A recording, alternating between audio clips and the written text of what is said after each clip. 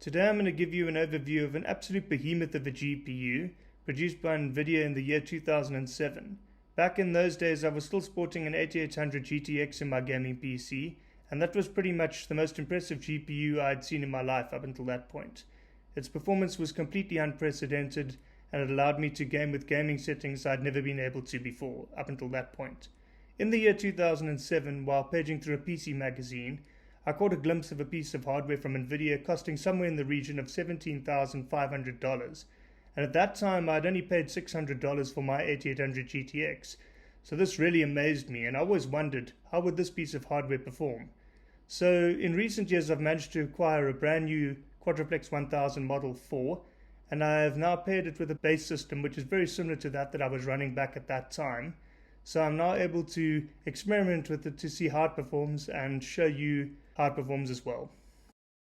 The Quadro Plex 1000 was a dedicated visual computing system with the main aim of producing the highest density of graphical compute performance possible. This was achieved by pairing up multiple quadruplex units, making use of Nvidia's Quadro G-Synch technology in order to form powerful clusters which offered unprecedented amounts of graphical compute performance to the industries which required it.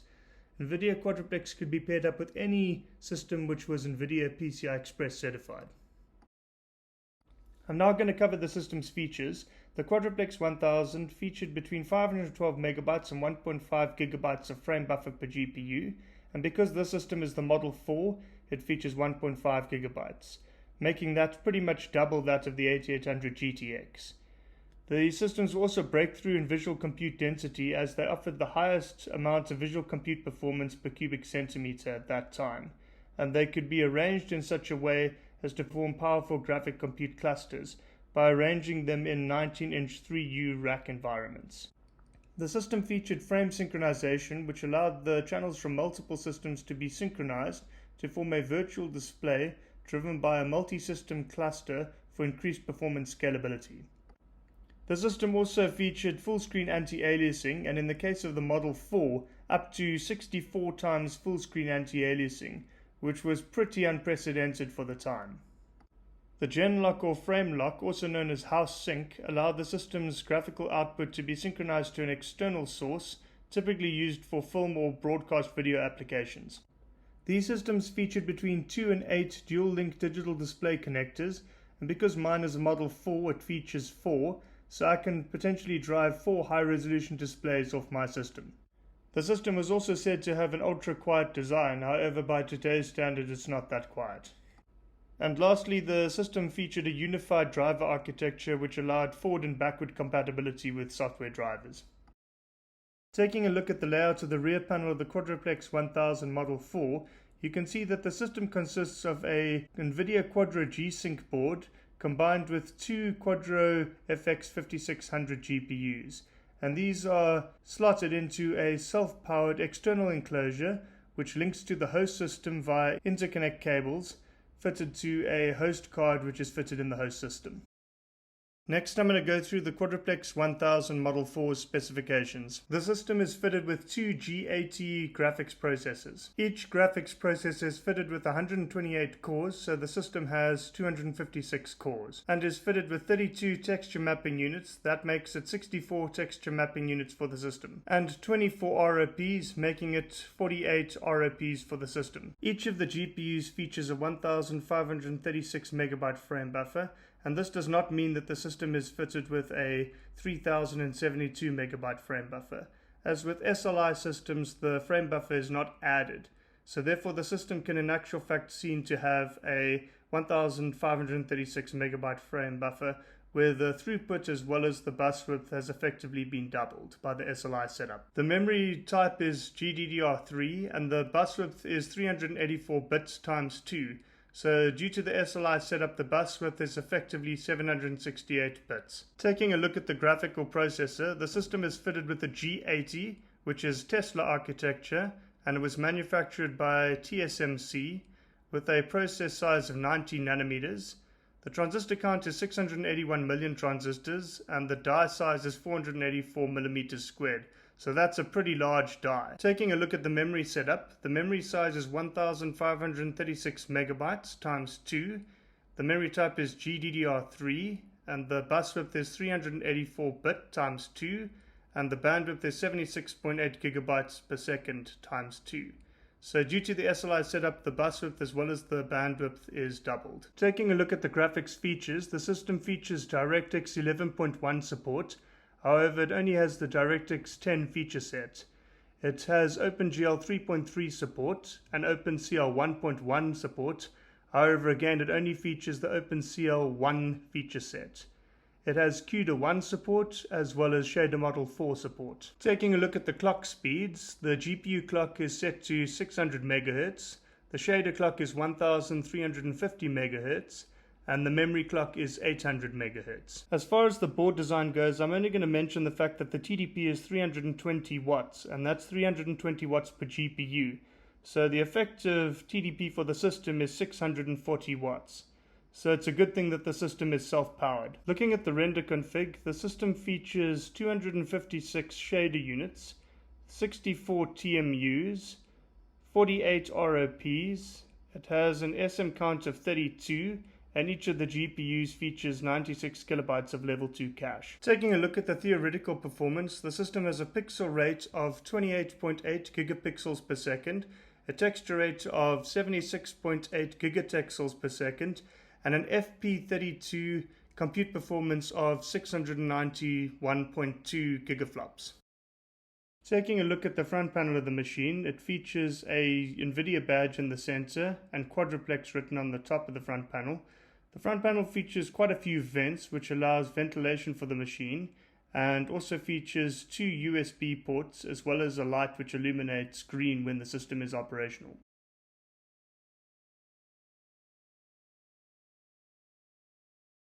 Moving over to the rear panel of the machine, to the bottom left you have the connectors for the interface cables, and above that you have the G-Sync card, and to the right you've got the two Quadro FX 5600s. Each of them feature 2 DVI ports, and to the tops of the cards you have 3-pin DIN ports, which are VESA connections used for stereo connections. At the top of the rear panel you have a catch which releases a cover on the rear of the machine, which reveals the machine's power receptacle. To either side of the power receptacle you have a fan which cools the system's power supply. And if you look down below the grate you can see the G-Sync card as well as the two Quadro FX 5600s. And you can see the SLI bridge between the two cards as well as the G-Sync cables. Next we have the interface card, and this card sits in the host machine and occupies a 16-lane PCI Express slot. This card essentially is a PCI Express bridge which allows the two cards to operate in SLI off a single slot. The interface card features 2 connectors for the interface cables as well as a micro USB port for the USB patch cable. Next we have the 2 interface cables, and as you can see these are extremely sturdy cables. Just look at the aluminium connectors that you have on either end. And lastly we have the USB patch cable which connects one of the machine's USB ports to the host card.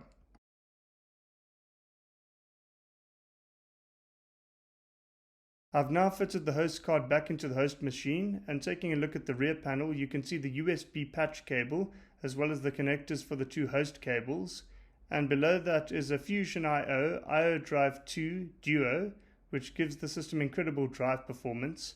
The system CPU is a QX6850 clocked to 3.65 GHz, and the system board is a N-Force 680i SLI motherboard fitted with 8 GB of ultra low latency Patriot DDR2, and the system drive consists of 2 Kingston SSDs in a RAID 0 configuration.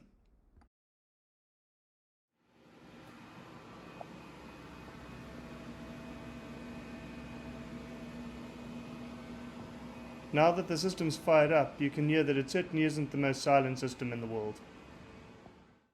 I'm going to get things started by showing you how GPU-Z sees the Quadro Plex setup.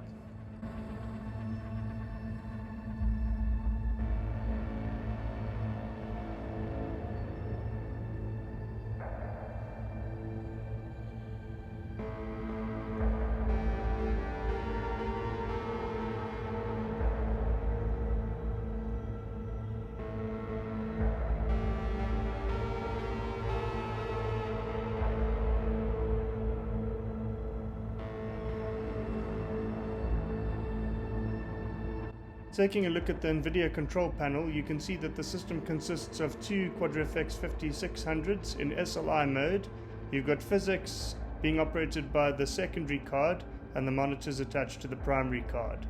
And if you look at the system information, you can see that the system consists of two Quadro FX 5600s as well as an Nvidia Quadro G-Synch card. Next, I'm going to fire up Blender to show you the Quadro Plex's performance when it comes to 3D design software. The model that I'm going to load is an O2 model that I'm still busy working on for the various SGI forums that I post on.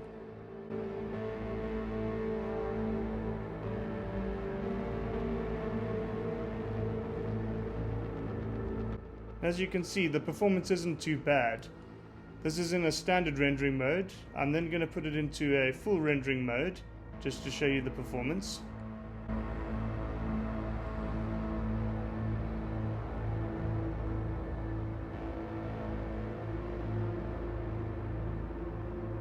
And as you can see again, it's not too bad for a card of this vintage.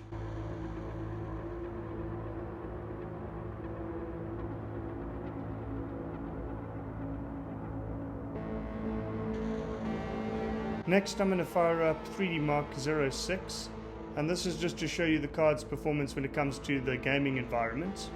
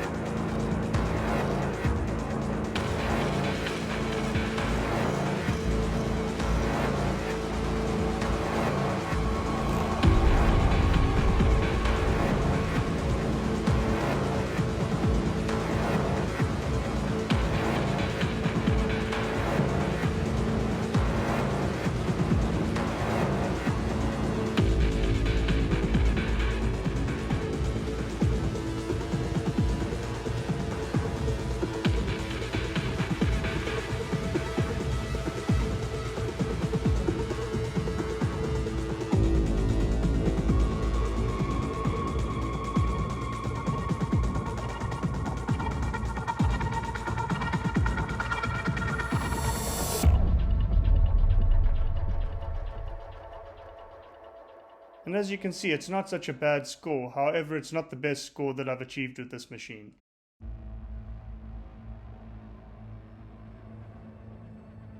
Lastly, I'm going to fire up the Heaven benchmark, and this is essentially a DirectX 11 benchmark. So it's a little bit newer than this card. So I just want to show you the Quadro Plex's performance when it comes to running this benchmark.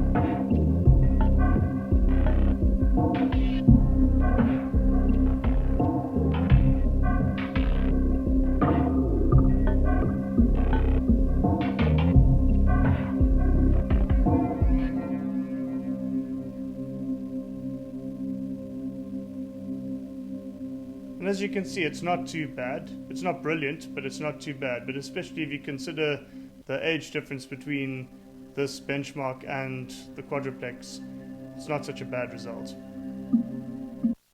Hopefully during the course of this video I've given you a decent overview of the Quadro Plex 1000 Model 4 and shown you its capabilities. And yeah, it's not such a bad card. Obviously when it comes to cutting edge technology like this, nothing ever remains top notch for long. So it's been very interesting for me to experiment with this card, to compare it to the performance that I used to get with my 8800 GTX back in the day. Hope you enjoyed the video and thanks very much for watching.